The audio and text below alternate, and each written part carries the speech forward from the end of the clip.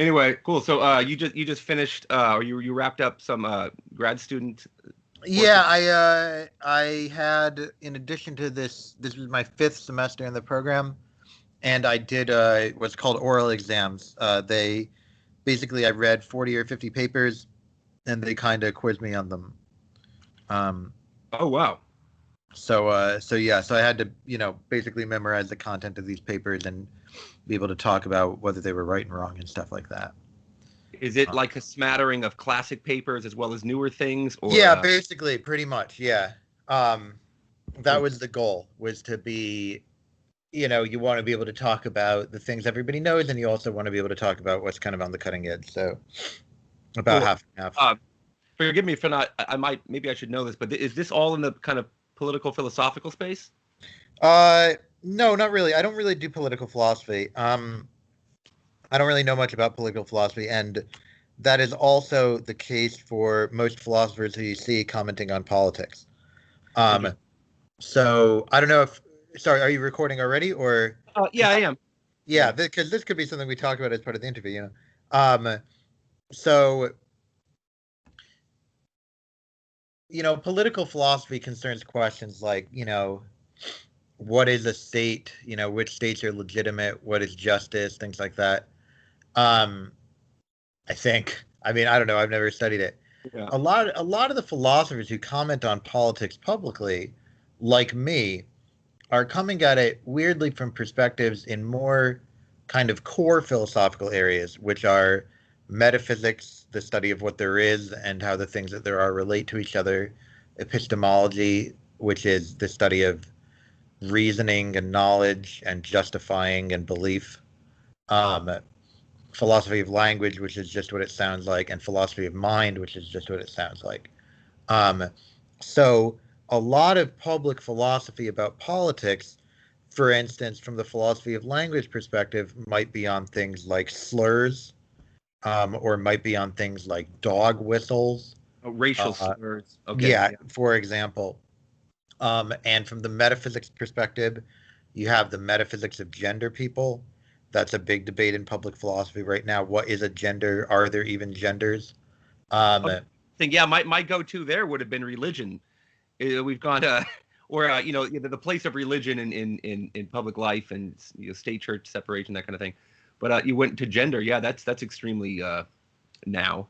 Yeah, it's very now. Yeah, and in epistemology, which is what I focus on, you have these debates about cognitive biases in politics and rationality in politics, conspiracy theories, political trust, and standpoint epistemology, which is this, a theory about how people's social position should affect, basically whether we listen to them or not.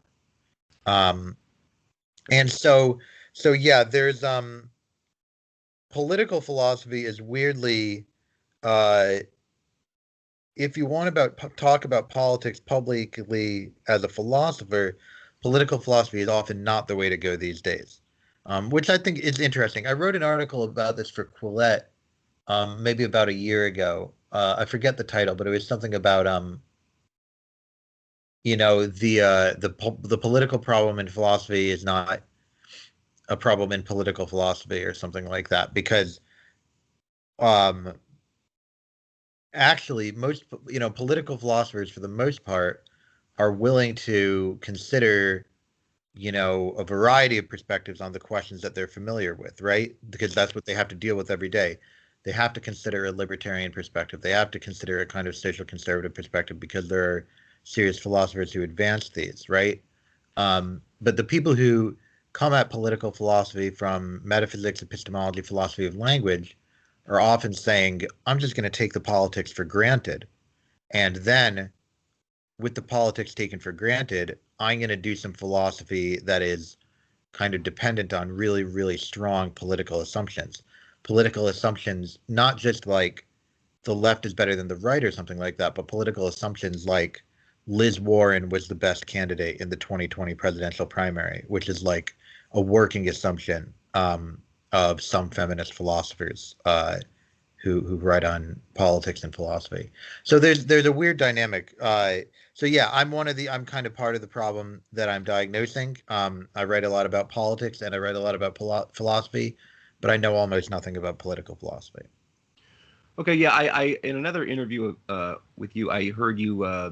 I believe you said that your focus was analytic philosophy. And, Yes. yeah, and I guess there's kind of an Anglo-American bias as far as that goes. I mean, well, just if you juxtapose it with its supposed rival continental philosophy, I mean that gives away Europe. So then what's left, right? Um, and so yeah, political philosophy seems, I guess, somehow much more circumscribed. It feels like it has built-in limitations compared to the explosion of perspectives and angles that we're coming at politics from today, especially given the role of social media, which would suggest someone like, say, Marshall McLuhan, right, and all of his looking at how politics interact with media. But he's not political philosophy either, right? Right. So yeah, political philosophy seems to have this kind of, well, a Hobbesian thing, a kind of basic libertarian or not sort of perspective built into it, and it doesn't seem like it would necessarily encompass all the things we want to talk about. And analytic philosophy, I guess, that has sort of built-in limitations too, but because it's not strictly a political question, it allows you to come at it right from all these metaphysical angles, from the perspective of religion, from the perspective of just what current ideologues are talking about. I think ideology studies, to the degree that's actually a distinct thing, is more interesting than political philosophy, and because it encompasses that and so much more, right? And so anyway, ideology studies. Yeah, that's another way to. There's a guy named John Nurst on Twitter a lot who's kind of doing this Aristology. Oh yeah. John writes some interesting things sometimes. He and I have a few disagreements. Ironically, since that's what he claims to study. So yeah, I have a few things to say about the things you said. So first about the analytic continental divide is interesting. For a while, people had thought that the kind of analytic philosophy was too blinkered because it didn't take European views into account. These days, there aren't that many people that I know of who take continental philosophy that seriously as more than maybe like a source of inspiration or something. Maybe a continental philosopher says something interesting, but they didn't really say it in what an analytic philosopher would think of as a philosophical way. They didn't say it precisely. They didn't make a rigorous argument, right? We have to kind of translate. It feels more. So yeah, sorry. I'll say real quick. It feels more artistically informed. It feels more like a sentiment. It feels like they're almost doing poetry. They're getting at something interesting, but never quite explicate it in a way that is very satisfying to an analytic philosopher, right? Yeah, that I agree with. But then the question is just like, is it good like, I tend to not think it's like, if you want poetry, I would rather just read a poem, right?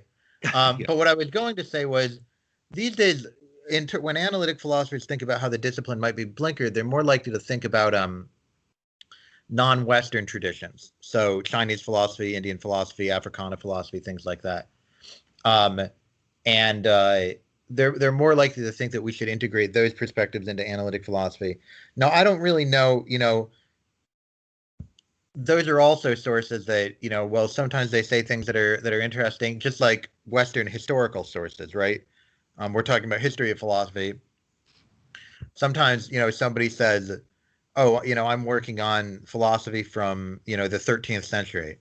And I just say, well, maybe they did some good stuff in the 13th century. Maybe they didn't, maybe once you translate it into the analytic style, you'll have some ideas that are compelling, but maybe you won't. Of course, it's very unlikely that for an entire century, nobody did anything interesting.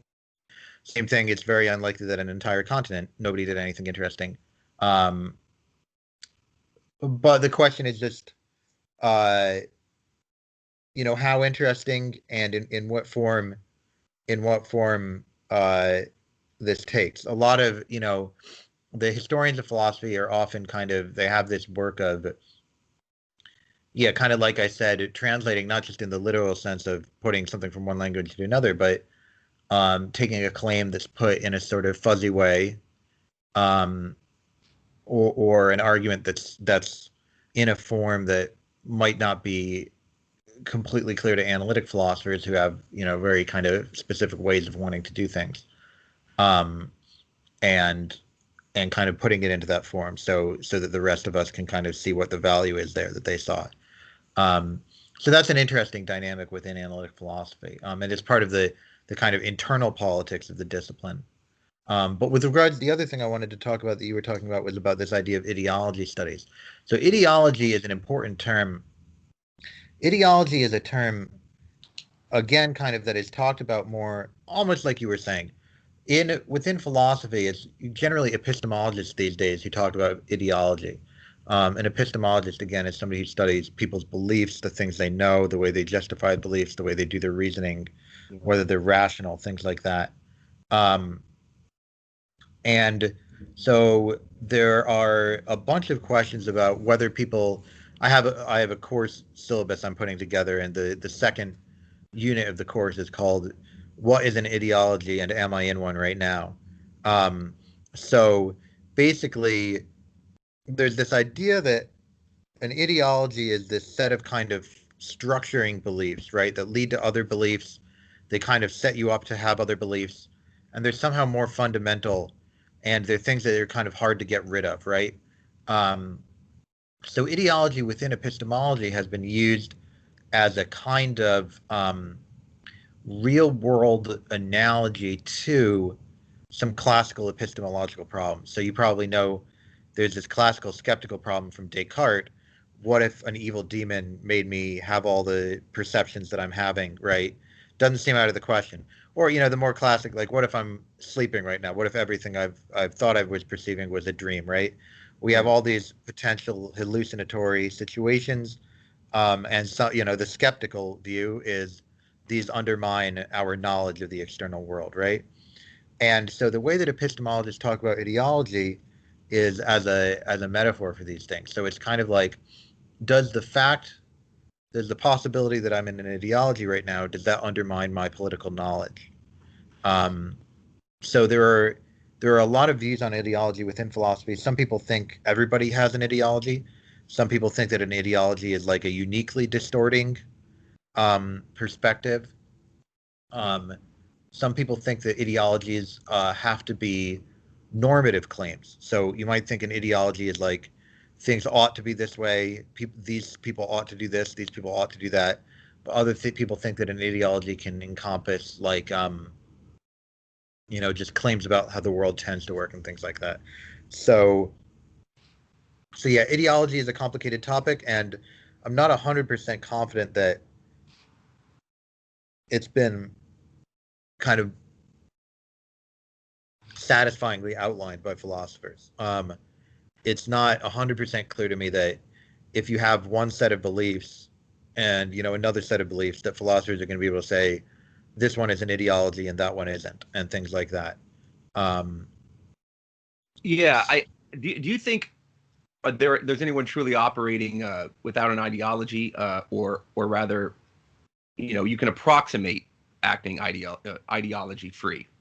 Some are more ideological than others, but no one really exists without it.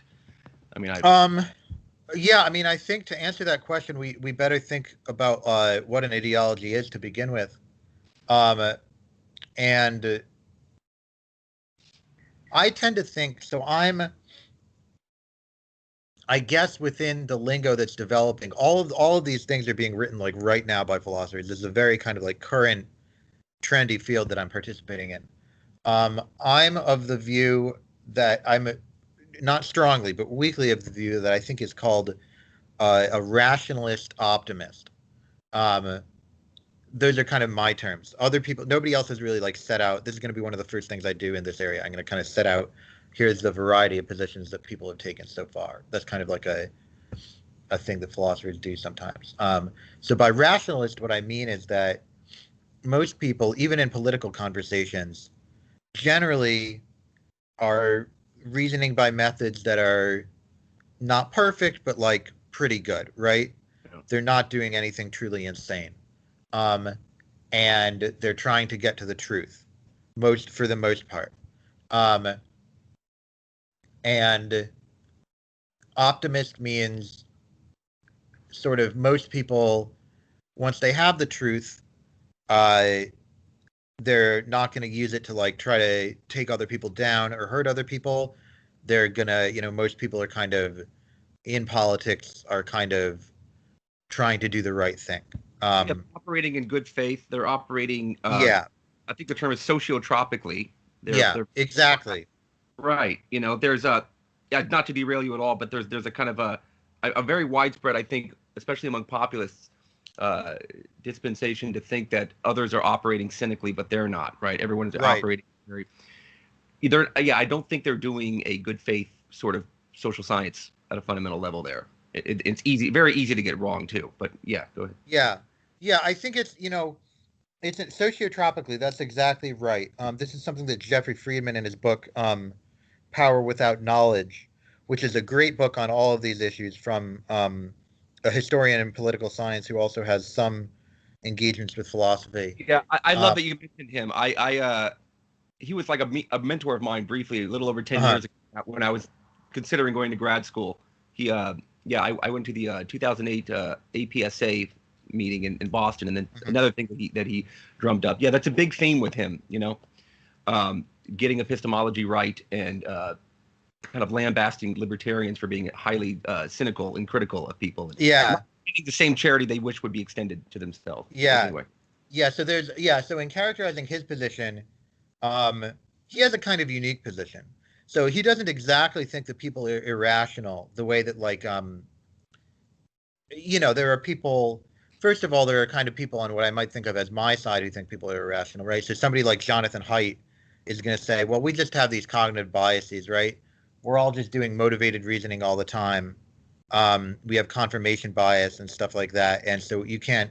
And we're doing like identity protective cognition and stuff like that. Then you have kind of a more kind of what you might call the progressive view, which is like, well, I don't know about all that cognitive science stuff, but I just know that people are racist, sexist, classist, transphobic, homophobic, and that's where the biases come in. So nobody's going to really be able to get a good picture of the world because everybody's so invested on propping up all these identity biases. So you have the cognitive biases on the one hand, you have the identity biases on the other hand.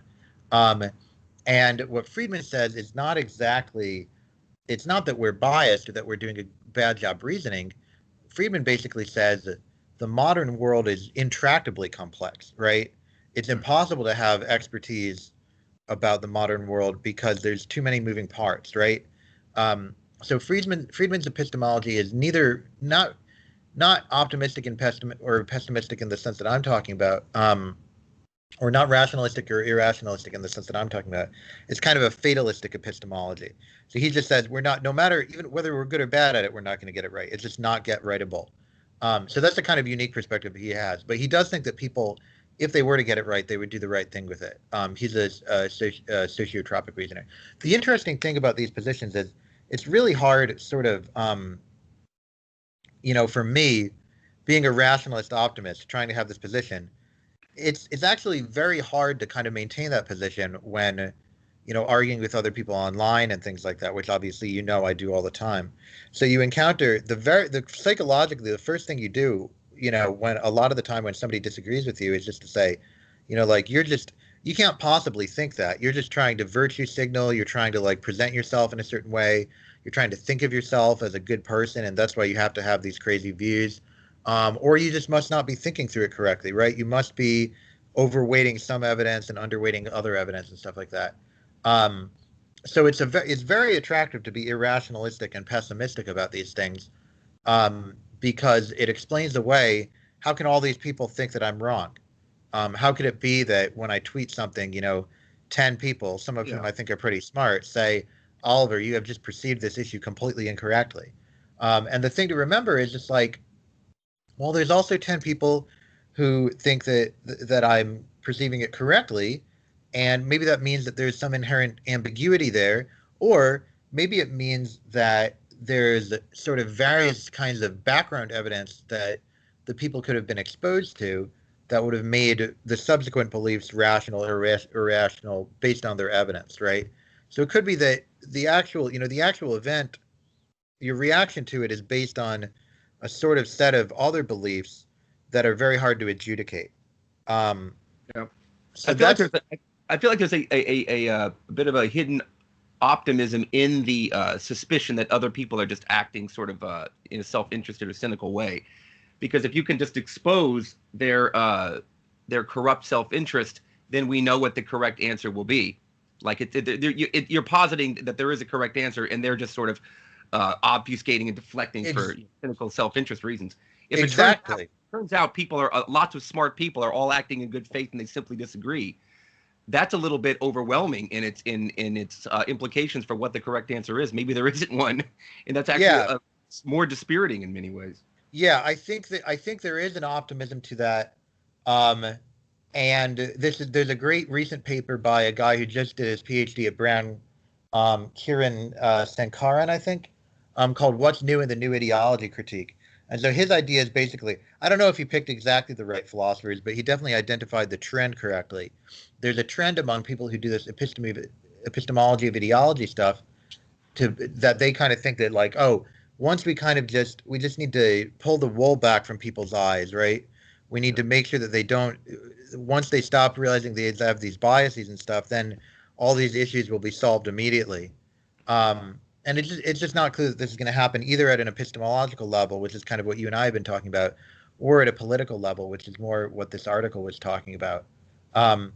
So yeah, there is a hidden optimism there. And there's also an optimism, in a lot of people are going to say, like, oh, there's this optimism where you see this, I think, more from the progressives, maybe, but you kind of see it from everybody, where they say, oh, nobody, these people are talking about this and that, maybe they're saying something that we feel is racist or that we feel is sexist, but like we know that nobody actually believes these things, right? They're just trying to, they're so obviously wrong. They're just trying to hurt people by saying what they're saying, right? Yeah. They're just trying to they're trying to show that they can get away with saying it. People have these weird views that, like, for other people, like, saying something that I think is wrong is just the what they get out of it is like the glee of getting away with saying something that's wrong. And I think that that's very optimistic in a way too, because it assumes that everybody kind of knows the right answer to begin with, and that the right answer is just like this obvious thing. And I fundamentally don't think that that's the case in basically any of these issues, especially the concrete political issues. I almost never write about concrete politics because, sort of like Friedman says, there's so many moving parts. I'm not a wonk, I'm not gonna think about, oh, if we institute this policy, this thing's gonna happen, this other thing's not gonna happen, and so on. There are a lot of people who write about those things, but I don't know how much confidence I have in any of them. And even if I did have confidence in them, they all disagree with each other, right? So it's certainly not something where you can get the right answer just by reading, and it's not something in my experience where I felt that I can get the right answer just by reasoning. This is what Kevin Dorst talks about. Kevin Dorst is another great kind of young epistemologist of not so much of ideology, but of kind of more in my line of politics as a sort of something that people do rationally and reasonably. So he thinks just like it's very hard, right? The evidence is ambiguous and it's like really tough. And there's probably, kind of like I was saying, if you and I interpret this piece of evidence so differently, it's probably because you had evidence A, B, C beforehand, and I had evidence X, Y, Z beforehand.